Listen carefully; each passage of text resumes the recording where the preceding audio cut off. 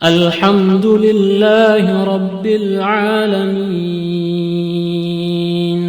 Ustaz, bagaimana hukumnya membaca Al-Quran dari juz pertama sampai terakhir ketika ada orang yang meninggal dari malam pertama sampai malam ke-7? Iya, hukum membaca Al-Quran di rumah orang yang meninggal dari awal sampai akhir. Inilah ya kekurangan kita,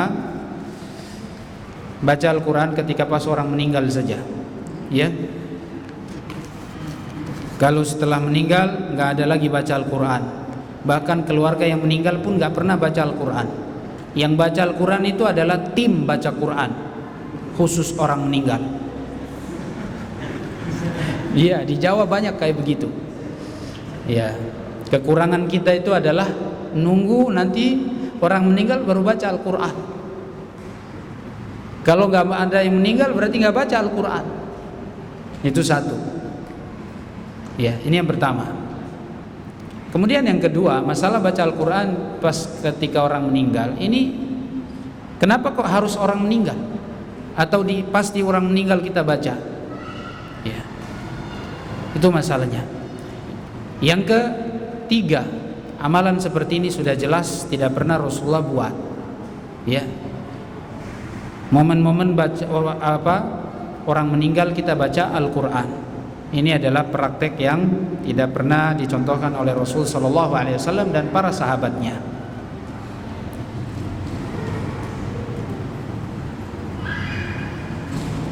Meninggal itu pasti yang ditinggal akan bersedih. Antum duduk di situ terus baca Quran gitu ya, itu membuat mengundang orang terus sedih gitu ya. Kumpul-kumpul di tempat atau keluarga yang meninggal itu adalah menurut Imam Syafi'i golongan niyaha, meratap, kumpul-kumpul saja, nggak perluan, bukan membicarakan atau dengan mengeluarkan kata-kata ratapan, tidak, hanya sekedar kumpul-kumpul itu menurut Imam Syafi'i meratap. Jadi nggak boleh antum kumpul-kumpul di situ. Orang selesai meninggal sudah, kita datang takziah, hibur dia, bersabar, bantu dia kalau seandainya kita punya uang.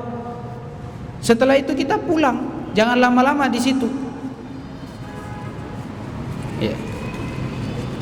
Ustaz, ini orang baca Quran kan dapat pahala. Iya, dapat pahala, baca Al-Qurannya dapat pahala. Tapi kalau kita praktekkan baca Al-Qurannya harus ketika pas orang meninggal, di rumah orang meninggal, harus taruh Al-Quran di atas keranjangnya, jejer gitu. Ini yang masalah gitu. Ini yang masalah.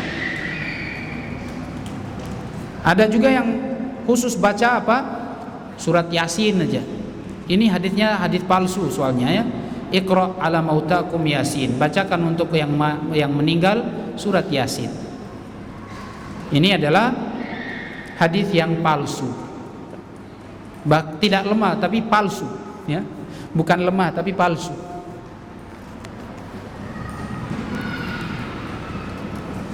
Inilah amalan-amalan orang yang mohon maaf malas baca Al-Quran cuman pas orang meninggal. Dan sekali lagi yang ditinggal keluarganya tidak baca Al-Quran, yang baca orang lain. Seharusnya kalau kita mau mengambil berkah rumah yang kita tinggal itu, ditinggal oleh yang meninggal itu, kita baca Al-Quran supaya jangan ada setan yang datang ke situ. Kita baca Al-Quran kita sendiri. Nah,